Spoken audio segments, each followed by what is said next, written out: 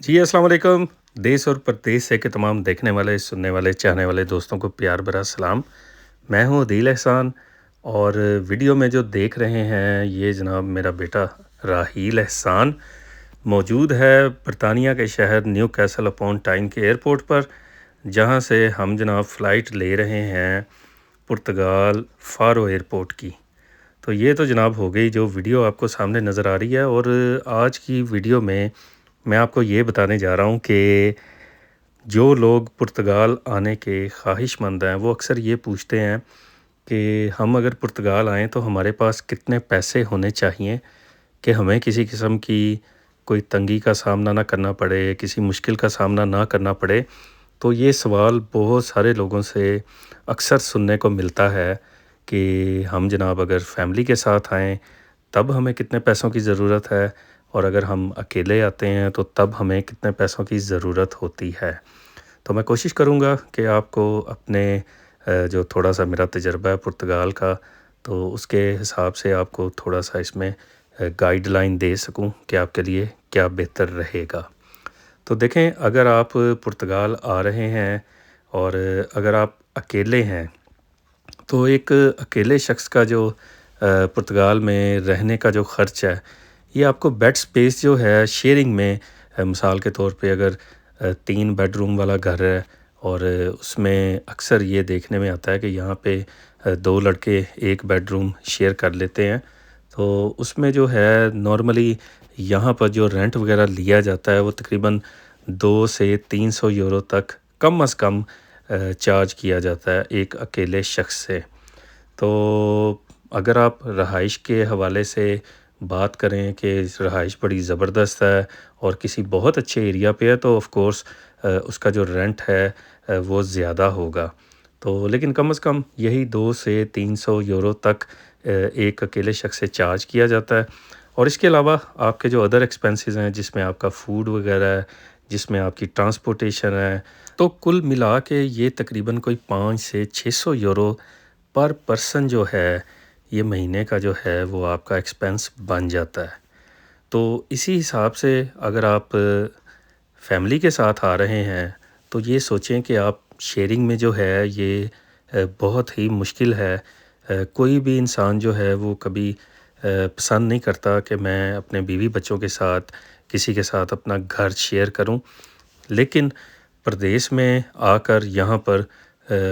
बहुत ज़्यादा मजबूरियाँ, बहुत ज़्यादा मुश्किलात, और स्पेशली उन लोगों के लिए जो बिल्कुल अभी नए-नए आए हों, तो लाज़मी बात नहीं है कि आपको पहले ही दिन जॉब वगैरह मिल जाएगी या आपका पहले दिन ही बिज़नेस वगैरह शुरू हो जाएगा। तो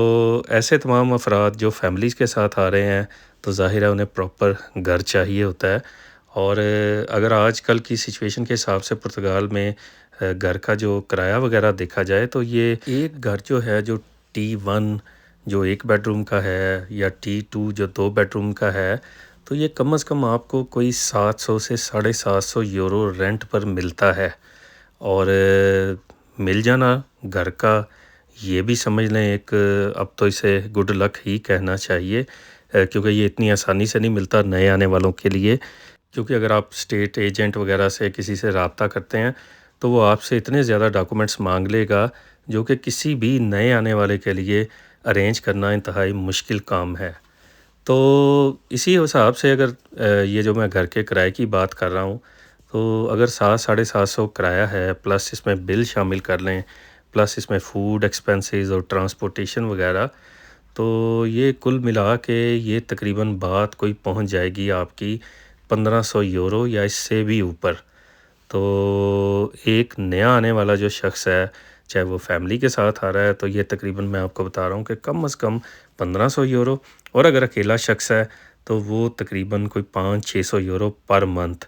अब इसमें जो है आपकी टाइमिंग जो है पुर्तगाल में एंट्री की, वो बहुत ज़्यादा इसमें की रोल प्ले करती है कि आप आते ही यहाँ पे एडजस्ट कर जाते हैं या नहीं। आपने अगर मेरी पिछली वीडियो देखी है कि पुर्तगाल में अगर आप जॉब के लिए आ रहे हैं, तो उसमें मैंने बड़ी डिटेल से बताया कि आपको किस महीने का इंतखाब करना चाहिए। तो इस वीडियो में भी आपको बता देता हूँ कि मैंने यही कहा है कि आप ईस्टर के बाद जो है तब आप पुर्तगाल आएँ। اور یہاں پر آ کر جو پہلا مہینہ ہے سمجھ لیں اس میں آپ کو جس ایریا میں آپ موجود ہیں وہاں کی تھوڑی بہت نو ہاؤ کا پتہ چلتا ہے، اور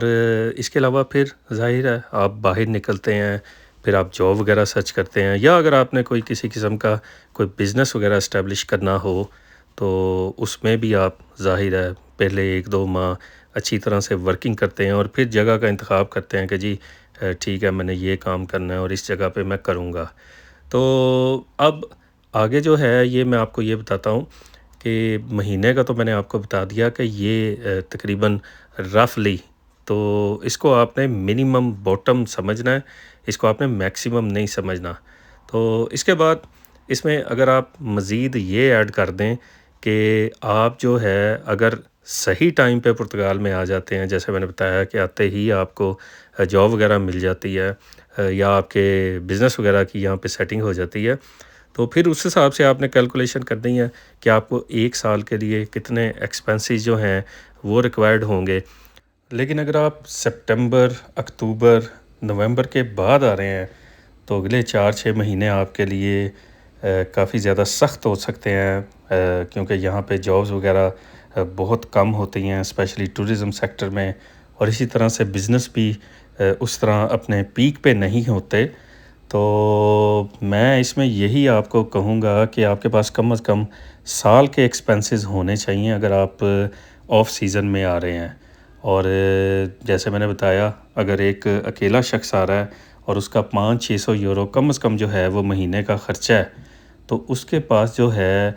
تقریباً 3 سے 3,500 یورو کم از کم۔ اور اگر وہی شخص فیملی والا ہے، اپنے بیوی بچوں کے ساتھ آ رہا ہے اور آگے پلاننگ کر رہا ہے کہ اس نے گھر لینا ہے، تو پھر اس کے پاس تو کم از کم 15 سے 18,000 یورو تو لازمی ہونے چاہیے۔ اور اس میں یہ آپ لازمی ذہن میں رکھیں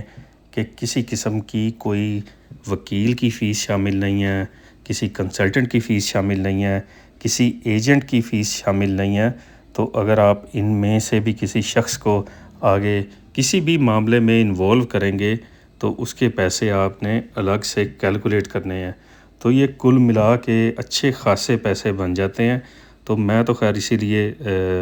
یہ لازمی کہتا ہوں کہ آپ نے اگر پرتگال کا رخ کرنا ہے تو کوشش کریں کہ آپ پہلے اکیلے آئیں، تاکہ آپ کے جو ایکسپنسز ہیں وہ کم سے کم ہوں سٹارٹنگ میں،